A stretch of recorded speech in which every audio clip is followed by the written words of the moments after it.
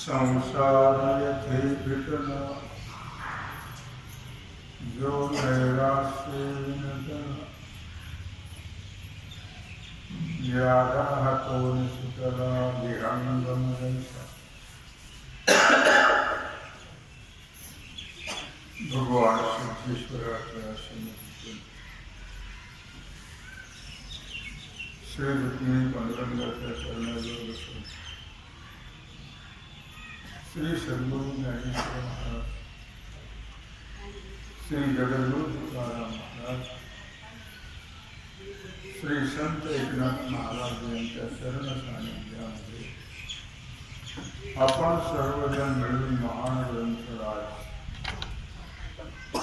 ज्ञानेश्वरीच्या 12व्या अध्यायाच्या 181 ओळी चर्चा करतो.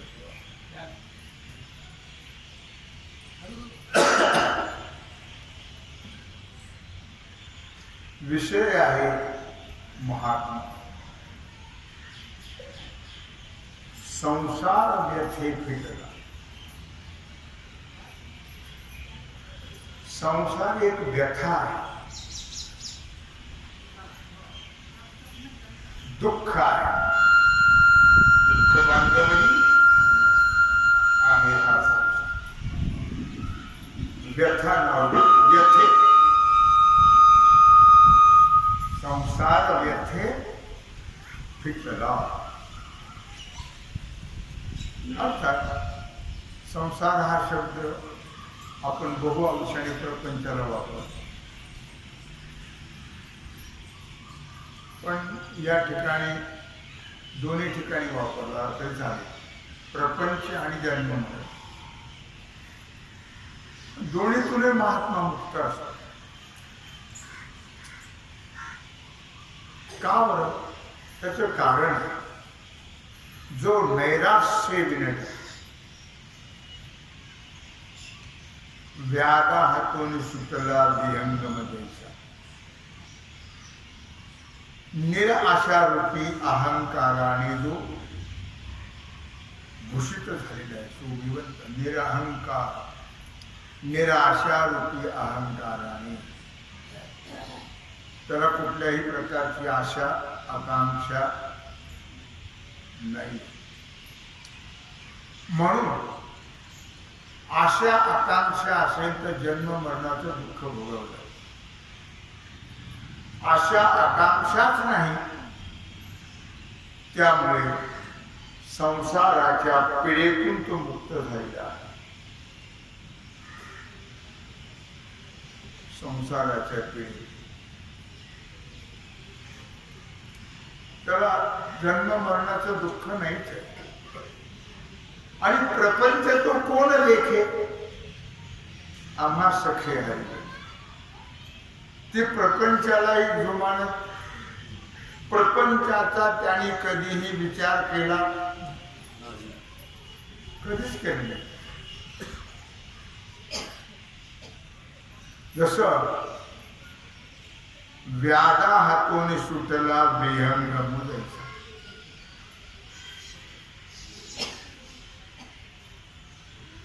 पारध्याच्या हातातून पक्षी सुटून झाला. विहंगम. विहंग म्हणजे आकाशात उडणारा. आणि त्यामुळे त्या पक्षाला सुटल्यामुळे सहजच आनंद सहजच आनंद होतो सुटल्यामुळे.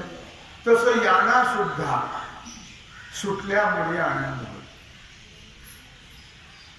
बंधनातून सुटल्यावर कोणालाही आनंद होतो. संसार एक फार मोठं बंधन आहे. आपुले आपण करा सोडवण, आपुले आपण करा सोडवण, संसार बंधन तोडा वेगी, आपुले आपण करा सोडवण. संसार एक फार मोठा बंध आहे.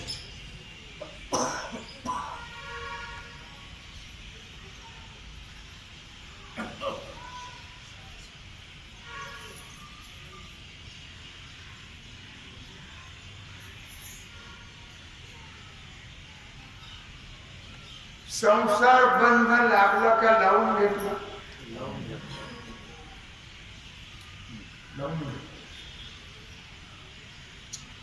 बंध नाही आहे. बंध लावून घे.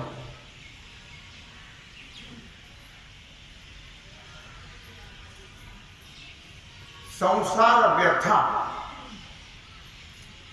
रूपक केले. संसार व्यथा ज्ञानोबा या 13व्या अध्यायात 175 ओळी सांगता आहे. आत्मया जीवबुद्धी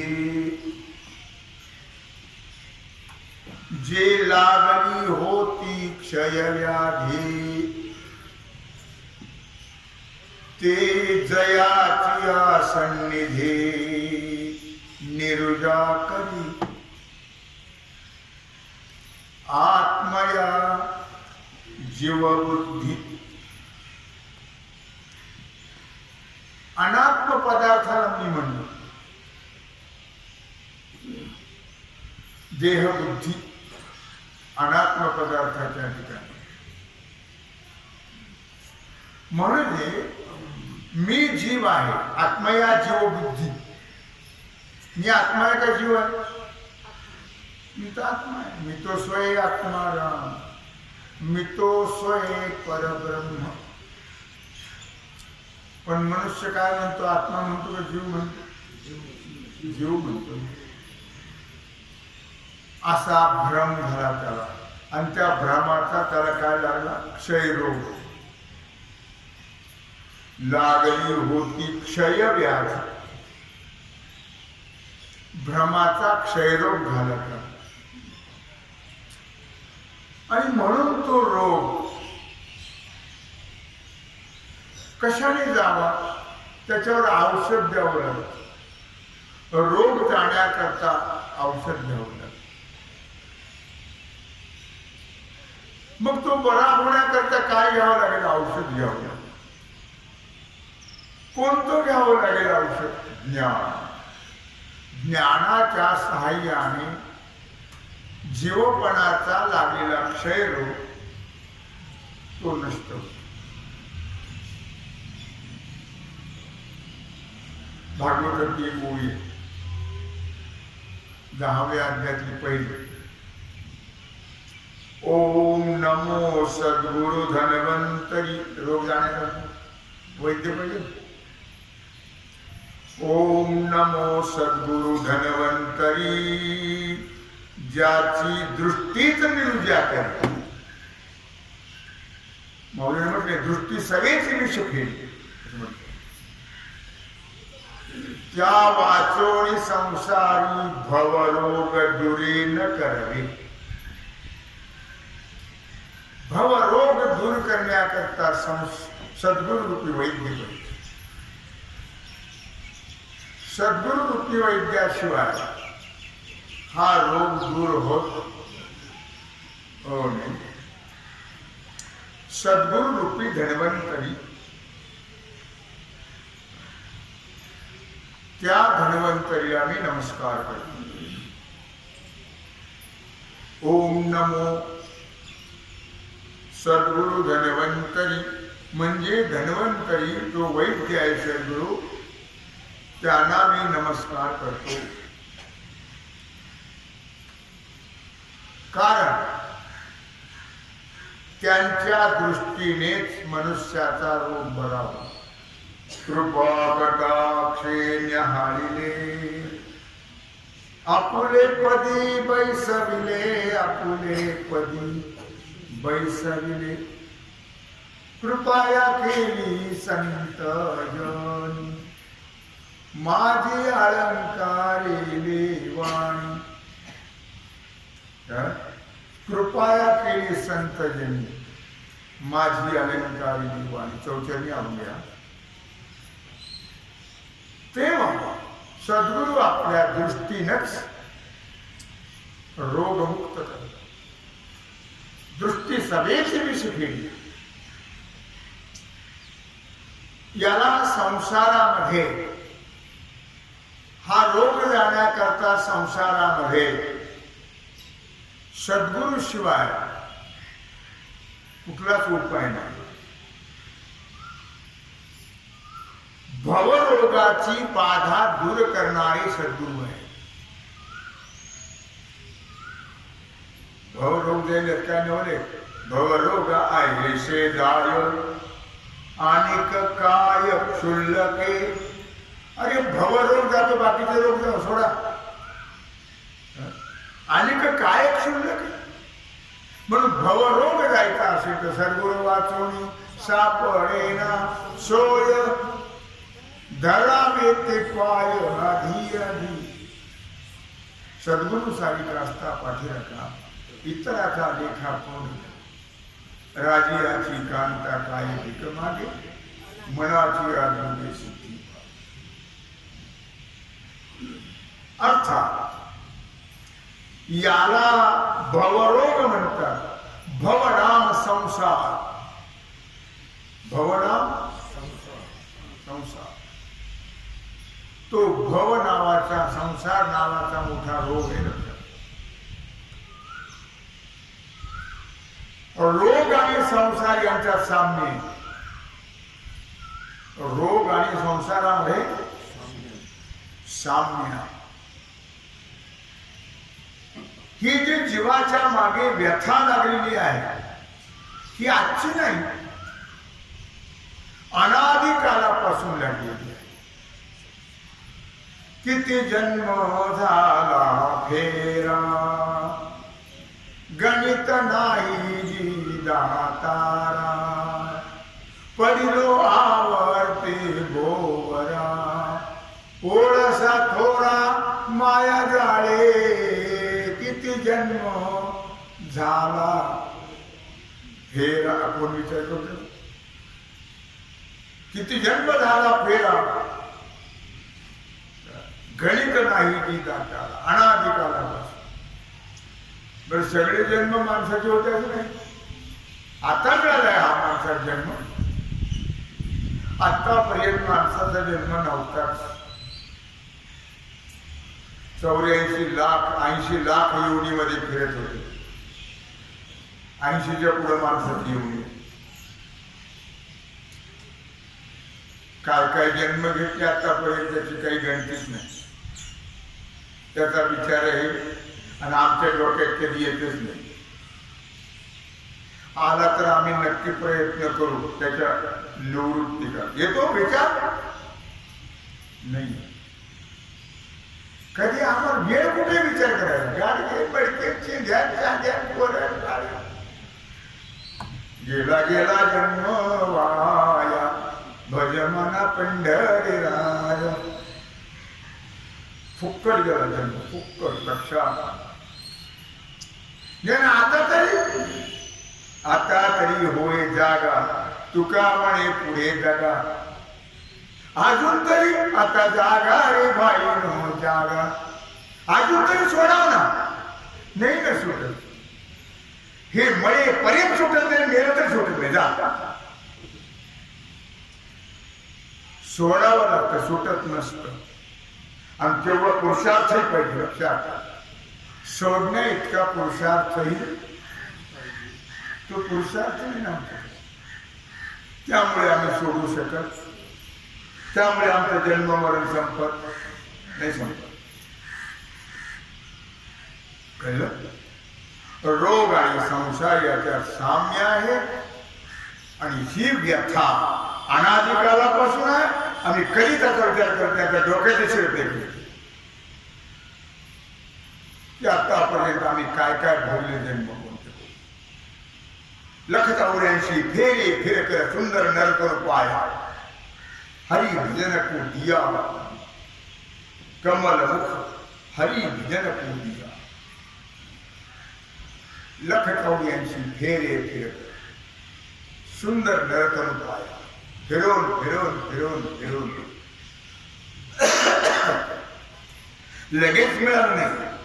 पाप पुण्य समान समी तैच पाविजे कर. असं किती वेळ तरी काठापर्यंत आले बुडाले, काठापर्यंत आले बुडाले, काठापर्यंत आले. वन येताच आलं. कळलं की नाही? काठापर्यंत आले निसटले बुडाले. काठापर्यंत आले धरता धरता असं किती वेळ झालं विचार करतात. त्याचा अर्थ समान व्हायची वेळ आली कुठं एक वाट ढकलला. पाप वाढलं ढकलला, पुण्य वाढलं ढकलला. असं करून करून करून करून अनंत कोट जन्म घडला. अनंत कोट तरी मनुष्याचा जन्म मिळत नाही. कोटी कोटी योनी एक एक फेरा मग लागे वारा मानवाचा. कोट्यावधी वेळा जन्माला येतो, कोट्यावधी वेळा मरायला. असा होते आपल्या लोकांना मूठ. मुसलमानाचे गप्प होते काही आम्हाला म्हणतात मुलं. मग त्यांना उठले यायचं पुन्हा की घाण आहे आपला घाण असं. अरे ते म्हणजे तुम्ही आम्हाला म्हणा कशाला बोलत स्पीकरवर. त्यांना उठायचं नाही पुन्हा. लक्षात आलं मी काय सांगतो. अनादिकालापासून ही व्यथा आपल्या मागे लागली. पण आपण कधी त्याचा विचार आला डोक्यात खरं बोलत. आतापर्यंत कधीतरी हा विचार की आपण किती जन्म घेतले, कोणते कोणते घेतले, काय किती दुःख भोगलं. अजिबात नाही. मस्त मजेत राहतो, बटाटवडा खातो आणि दिवस फुकट घालवतो. विचार कधी करतच. सारा सार विचार करा उठा उठी, नाम धरा कंठी विठोबाचे. सारा सार विचार करा उठा. सार काय आहे, असार काय आहे याचा विचार करा. लवकरात लवकर नाम धरा कंठी विठोबाचे. बरोबर आहे. 18व्या अध्यायात 403 ओळीतून सांग. तरी अविद्येची निदा विश्व स्वप्नाचा हा धांगा, भोगित होता प्रबुद्धा अनादिजो. हे जागे झालेले अर्जुना सर्वांना अविद्येची निदा विश्व स्वप्नाचा हा धांगा, भोगित होता प्रबुद्धा अनादिजो. भगवान सांगतायत हे जागे असणाऱ्या अर्जुना,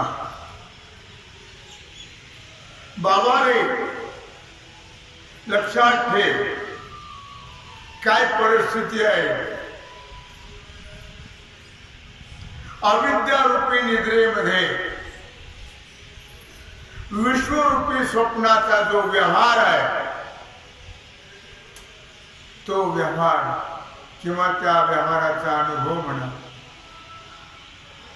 जो अनादिकालापासून भोगीत होता. अनादिकाला स्वप्न हे विषय तर खरं वराडनो हे स्वप्न गे माये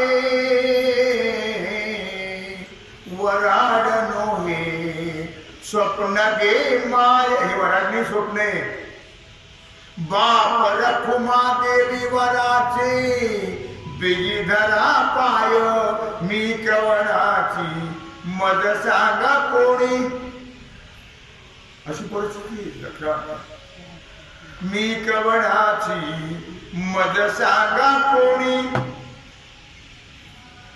कोणाची आहे मी नवऱ्याची आहे का बायकोची आहे का पोरांची आहे का धनाची आहे घरात मी कवणाची मज सांगा कोणी वराडनो हे स्वप्न गे माय हे सगळं स्वप्न आहे लक्षात ठेवा 18व्या अध्यायात 403 हे काय आहे सगळं दीर्घ स्वप्न एवढं स्वप्नच आपल्याला रोज पडतं ते लघु असतं छोट आणि हे मोठे मोठे जन्मल्यापासून तो मरेपर्यंत स्वप्नातच मरतात स्वप्नातच आले स्वप्नातच मिळेल त्याचा विचार कधी केला इतकं दुर्भाग्य आहे आपल्या विचार आम्ही विचार करत नाही विचार करणं अत्यंत महत्वाचं अनादिकालापासून हे स्वप्न भोगतोय आजचं नाही आहे अनादिकालापासून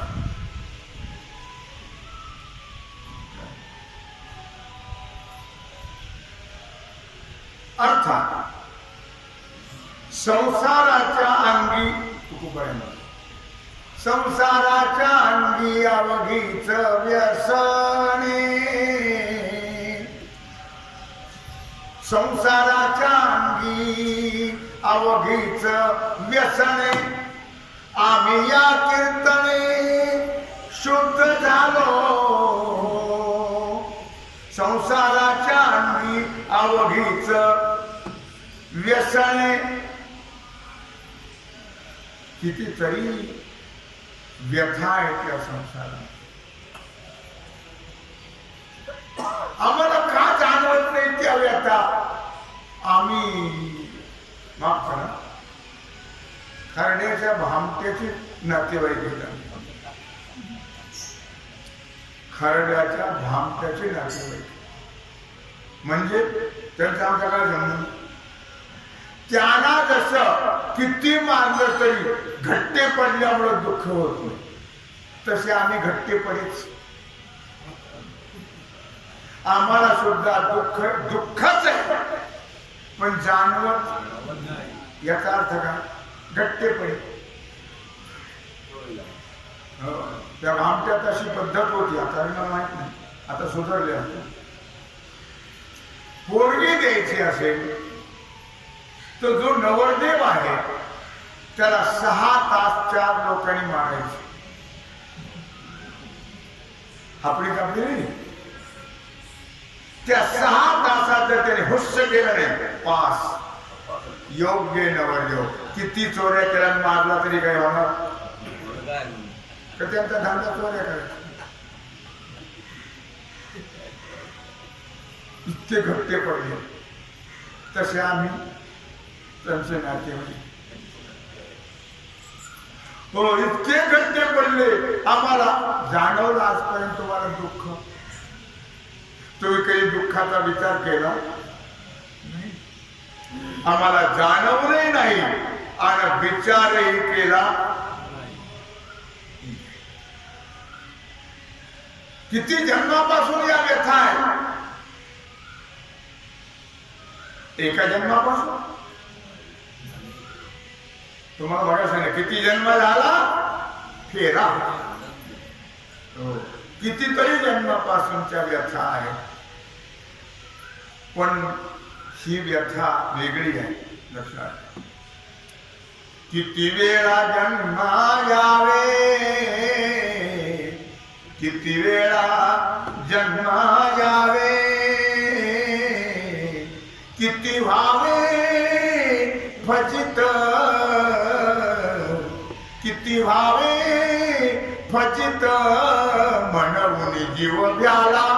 आता कोण भ्याला पण म्हणून जीव भ्याला, शरण गेला विठोबाशी, म्हणून जीव भ्याला. भ्याला विठोबाला शरण गेला. किती जन्मा वेळा जन्मा यावे, किती व्हावे फजित, प्रत्येक वेळेला फजित. फजित जन्माला आल्यामुळे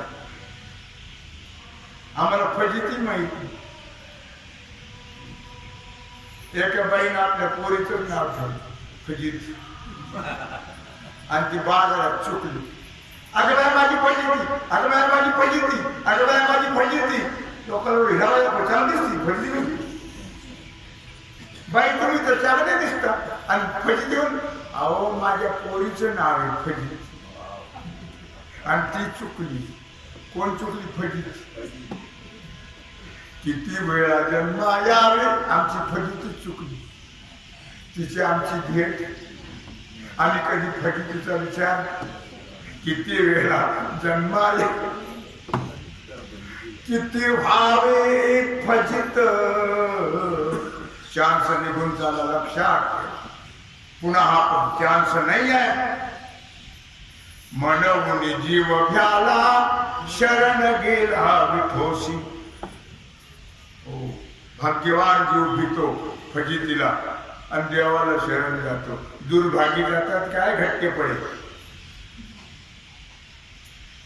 कळलं ना मुद्दा काय सांगा.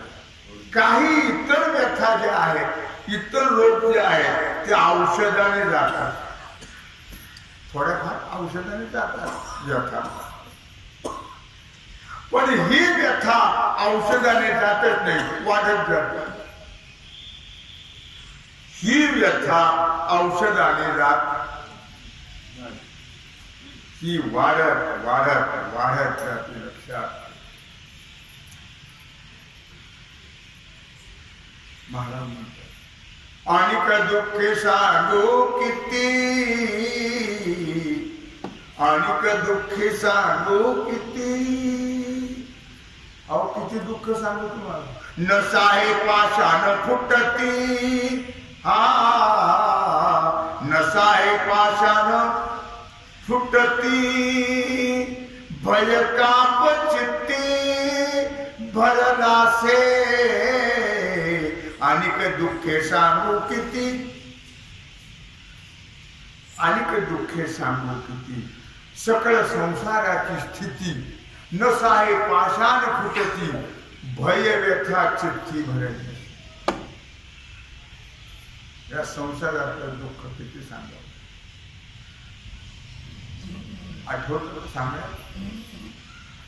सकळ संसाराची स्थिती, संसार म्हणजेच दुःख. आगा उपजणे आणि निमणे, हे सातकी जे का मानणे. तो जीवलोक म्हणे संसार हन, उपजणे आणि मरण. हा संसार आहे. जन्म मरणाचं दुःख तुम्ही त्याचा हिशोबच करू शकता. जन्म मरणाचं दुःख हिशोबाच्या बाहेरचं दुःख. हजार म्हणजे हजार सर्प चावल्यानंतर जे वेदना होतात, ते आईच्या गर्भातून बाहेर येताना वेदना. त्या आईला किती होत असते तो भाग वेगळा. शरीरातून प्राण जाताना, भाड्याचं घर सोडताना माणसाला दुःख होत. भाड्याच लक्षात. हा देह सोडत असताना काय किती वर्ष राहिला असेल तो खुशीनं सोडतो. खुशीनं सोडत पण किती दुःख होतं त्याला प्रमाण. लक्षात आलं. अर्थात आवडतं का तर कळत नाही म्हणून. मौली म्हणतायत 18व्या अध्यायात 1297 हा गा रोग काय रोगिया आवडे दरिद्र दरिद्रिया. रोग्याला रोग आवडतो का? पण कळलाच तर. रोग्याला रोगच कळत नाही या महारोग्याला. याला नाव काय आहे? महारोग. हो, साधा रोग नाही हा महारोग आहे. या रोग्याला रोग कळतच. हा गा रोग काय रोगिया आवडे दरिद्र दरिद्रिया. रोग्याला रोग आवडतो, गरीबाला गरिबी आवडते. ही आवडणारी व्यथा आहे. तो कुठलाही रोग आवडणारा नसतो. लक्षात काय? इतर व्यथा न आवडणारे असून हा रोग आवडतो म्हणून प्रयत्न करत नाही. आवडला नसता तर प्रयत्न केले असतात. म्हणून म्हटलं आवडतो. ज्या अर्थ प्रयत्न करत नाही जीव त्या अर्थ त्याला आवडतो. त्याला कळतही नाही आपले किती गेले आणि किती राहिले. वजाबाकी त्याला कळत नाही. आता उरले ते हरी तुम्हा समर्पण ते तरी करावं नाही. जख्म म्हातारी होतात माणसं पण विचार करत नाही. संसाराचाच विचार करत राहा. म्हणून विचार करणं. म्हणून मौली म्हटले गोड वर्णन करता आहे की ही गोष्ट जी आहे, ही व्यथा जी आहे ती आवडणारी आहे. का आवडणारी? कळत नाही म्हणून. कळतच नाही.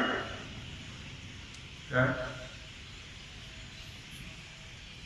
पूर्वी असं म्हणायचं लहान पडू आजारे मौज हीच वाटी भारी.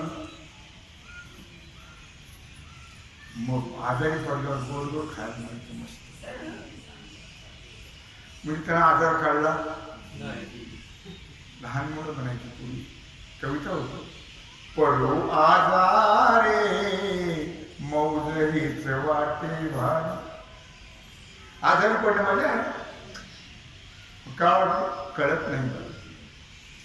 तसं आम्हाला आजार कळत म्हणून आम्हाला आवडत. अर्थात ब्रह्मदेवापासून तो चिलटापर्यंत सर्व जीव, ब्रह्मदेवापर्यंत सर्व संसार व्यथेने पिडलेले आहे. ब्रह्मदेव सुद्धा त्याला सुद्धा मरवलं.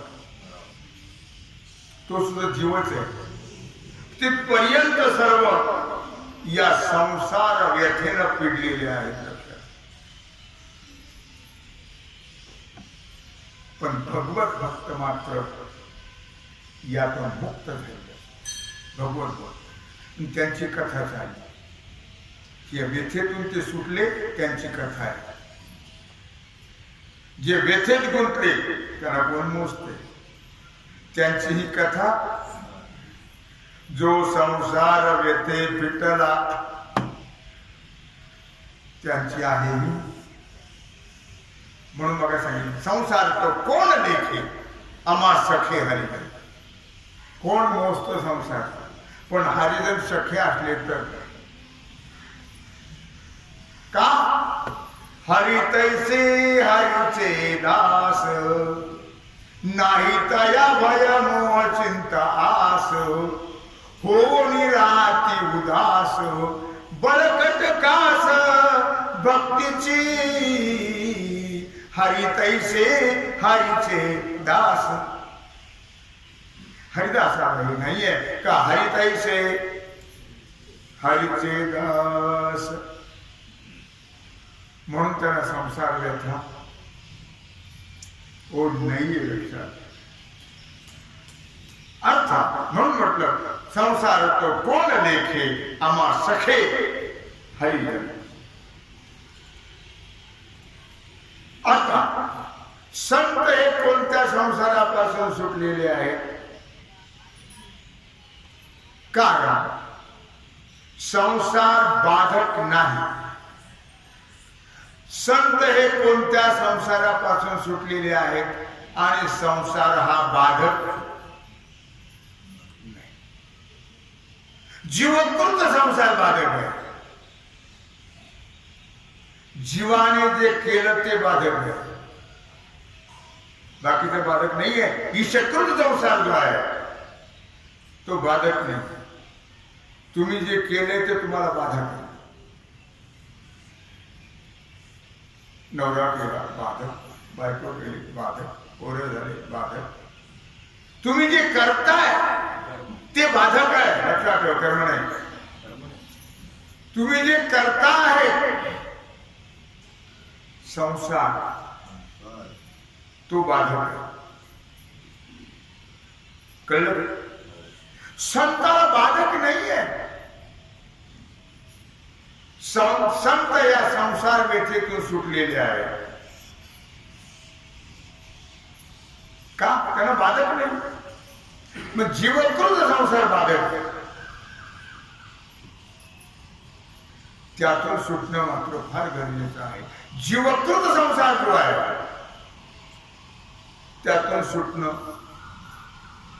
पुढे पुढे जन्म घ्यावा लागतो. आम्ही करतो ते भोगतो पुढं. आता करायचं पुढं भोगायचं, पुढं करायचं त्याच्या पुढं भोगायचं. मागचं केलं आता भोगायचं. ही अशी परिस्थिती आहे. विवेकाने संसाराचं मायकत्व कळतं. त्याच्याकरता काय लागतं? विवेक. विवेक कशाला म्हणतात? आत्मा काय आणि अनात्मा काय हे कळणं याला म्हणतात विवेक. आत्मा बाकी सर्व अनात्माच, सगळं मिथ्या आहे. हे कळणे याचं नाव किंवा विवेक त्यांच्या जवळ आहे. म्हणून त्याला बाधक, संतांना बाधक ओ नाही. लक्षात. म्हणून जो बाधक संसार आहे त्याच्यातून सुटणं अत्यंत गरजेचं आहे. आणि म्हणून त्याच्याकरता विवेक पाहिजे. तो विवेक संताजवळ असतो. तो विवेक बाकी कोणाकडेच नसतो. शाश्वत आणि अशाश्वत ओळखून राहणं हेच आहे त्यातून सुटणं. शाश्वत काय आहे आणि अशाश्वत काय आहे, खरं काय आहे आणि खोटं काय आहे हे कळणं हे म्हणजे सुटणे. हे कळत नाही म्हणून गुंतल्या जातात. नुसतं कळतच नाही तर कळण्याचा विचारही आमच्या डोक्यात कधी शिरत नाही. अवघड आहे का सोपं आहे? अवघड आहे, सोपं नाही. काय देह नवे मी जड मुडतवे विवेक ज्ञानोपाय वर्णन करता है.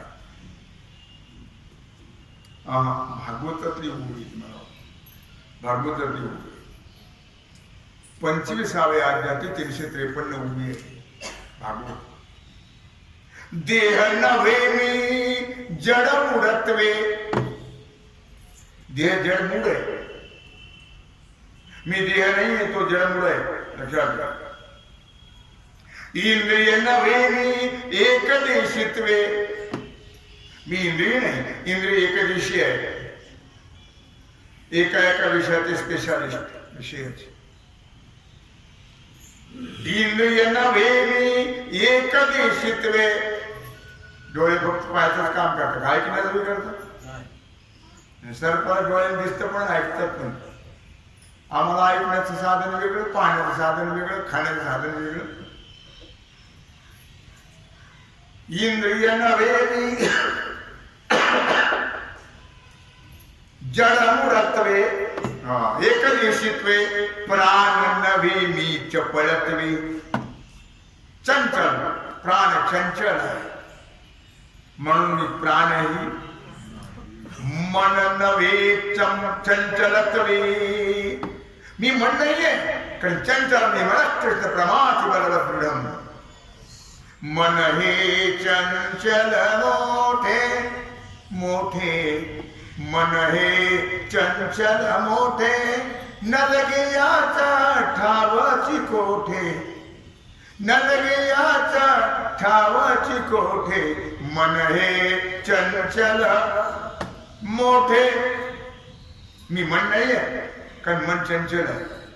एका ठिकाणी गोंधळ राहत नाही, कुणीकडे गोंधळ फिरते. आता सगळ्यांची जीत असतील असं वाटत नाही. आपला आपला विचार करा. आपली इच्छा काय गेलो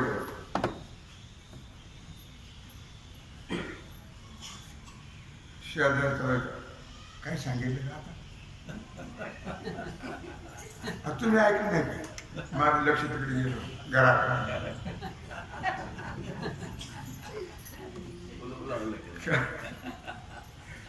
लावलं का नाही, ओढलं का नाही, लक्षात आलं तुमच्या. मी काय सांगतो, मी मन नाहीये. मन कसं आहे, चंचल आहे.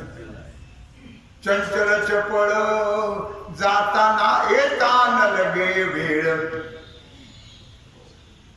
मन आत्ता वैष्णवदेवीला जाऊ नये. त्याला पेन लागत नाही. काही पेन नाही, प्लेन.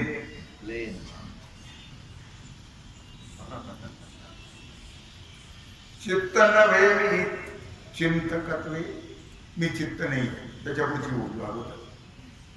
कारण चित्त नेहमी चिंतन करत राहा. कसं होईल, कसं होतं, का कसं करू आणि काय करू, कसं होतं कसं झालं. 16 अक्षराचा मंत्र आहे, मोजून बघ. याचं चिंतन करत राहतं चित्त.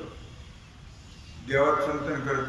संतांचं चित्त देवाजवळ असतं आणि आपलं चित्त पायाच्या आपल्याजवळ.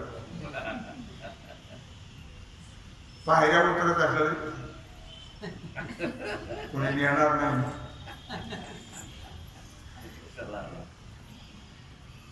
देवळातून चित्त पायताना.